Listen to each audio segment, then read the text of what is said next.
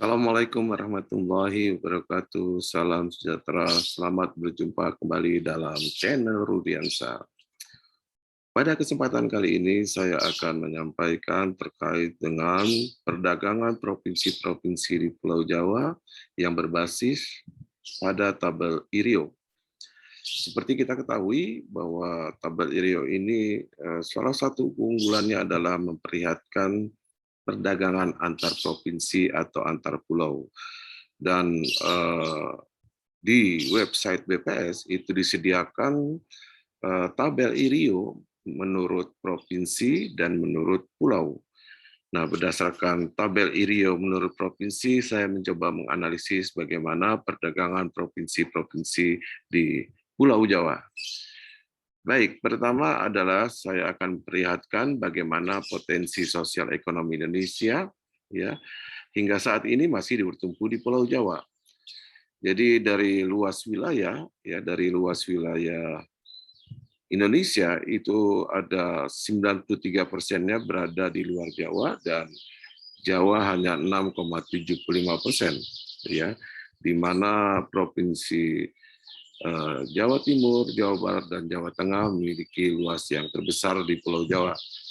Sedangkan dari sisi penduduk, ya, sebaliknya Jawa sangat cukup tinggi, ya, 56,25%, sedangkan luar Jawa hanya 43,75%.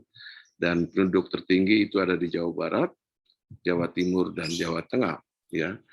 Namun dari sisi ekonomi besaran PDRB, Pulau Jawa itu mendominasi di angka 58,75%, sedangkan luar Jawa hanya 41,25%. Di mana provinsi tertinggi di Pulau Jawa itu adalah di DKI, hampir 18%. Jadi ekonomi Indonesia itu bertumpu oleh provinsi DKI hampir 18%, ya. Kemudian kedua Jawa Timur, ya. Kemudian ketiga adalah Jawa Barat, ya. Berikutnya bagaimana perkembangan PDRB, ya, di 6 pulau, ya, 6 pulau dari tahun 2010 sampai tahun 2020, ya. Ternyata Pulau Jawa mendominasi, ya, masih mendominasi, dan dominasinya meningkat dari 57,28% di tahun 2020 meningkat menjadi 58,75% di tahun 2020, ya. Kemudian kalau kita lihat secara agregat perdagangan di 6 pulau, ya, ternyata hampir 6 pulau ini mengalami defisit semua, ya. Sumatera itu mengalami defisit 60 triliun, ya, kemudian Jawa 835 triliun, ya, kemudian Bali minus defisit 63 triliun, Kalimantan yang mengalami surplus sebesar 174 triliun, ya. Nah, kalau kita perhatikan di sini penyebab defisitnya khususnya dari perdagangan luar negeri dan perdagangan antar pulau. Ini adalah gambaran neraca perdagangan di 6 pulau, ya. Sekarang bagaimana gambaran neraca perdagangan di provinsi di Pulau Jawa? Baik. Pertama, secara total, ya, neraca perdagangan di Pulau Jawa itu Jawa Barat, Jawa Timur, dan Banten, ya, mengalami surplus neraca perdagangan, ya, sedangkan 3 provinsi lainnya mengalami defisit. Nah, dari tabel ini bisa kita lihat, ya, DKI ini terutama, ya, mengalami defisit yang sangat tinggi 219 triliun, ya. Kemudian Jawa Tengah 67 triliun defisitnya, dan Jogja 24 triliun, ya.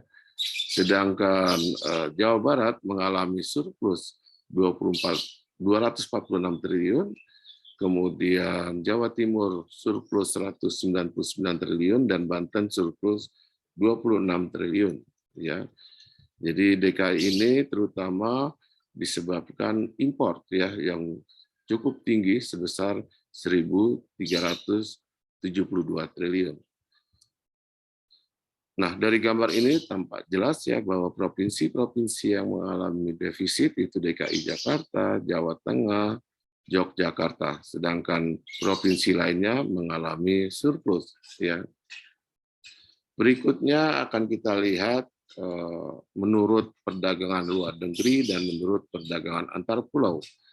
Jadi kalau kita lihat menurut perdagangan luar negeri, ya Jawa Barat mengalami surplus neraca perdagangan dan 5 provinsi lainnya mengalami defisit. Ya. Nah, seperti di sini DKI ya neraca perdagangan luar negerinya, artinya perdagangan DKI dengan luar negeri ya itu mengalami defisit 564 triliun. Itu disebabkan impor. Jadi ketergantungan impor provinsi DKI ini cukup tinggi pada tahun 2016 sebesar 900 triliun, sedangkan ekspornya hanya 336 triliun.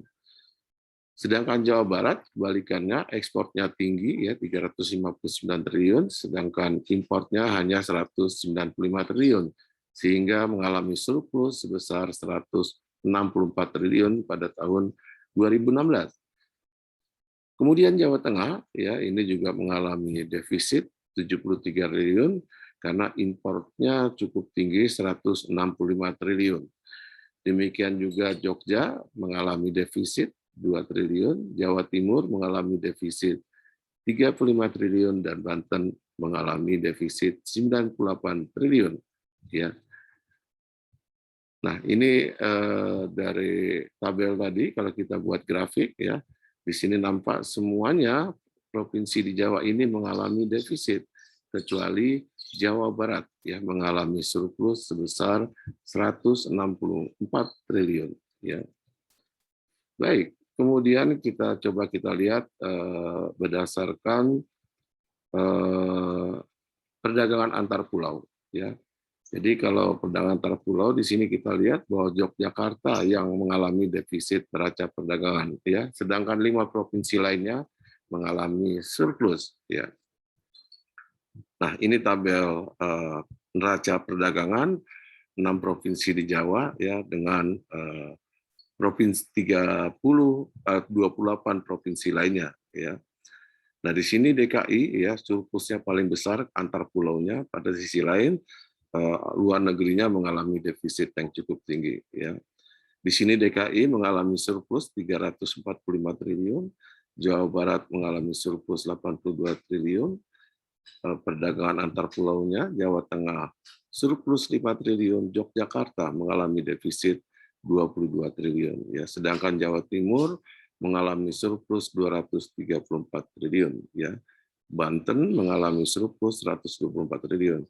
Jadi dari 6 provinsi ini, DKI yang paling besar mengalami surplusnya di tahun 2016 sebesar 345 triliun.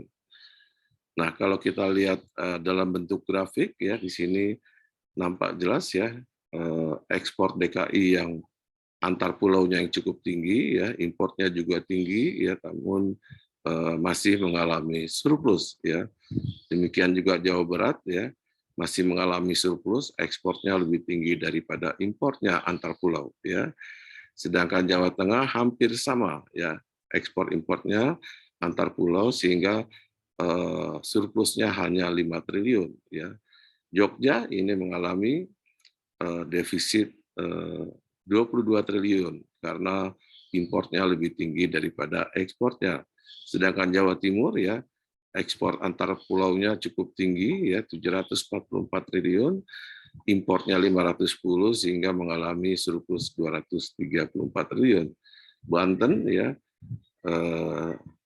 ekspor antar provinsinya ya 379, importnya 255 sehingga surplus 124 triliun. Demikian beberapa informasi yang bisa saya sampaikan ya. Semoga bermanfaat. Lebih dan kurangnya mohon maaf. Assalamualaikum warahmatullahi wabarakatuh.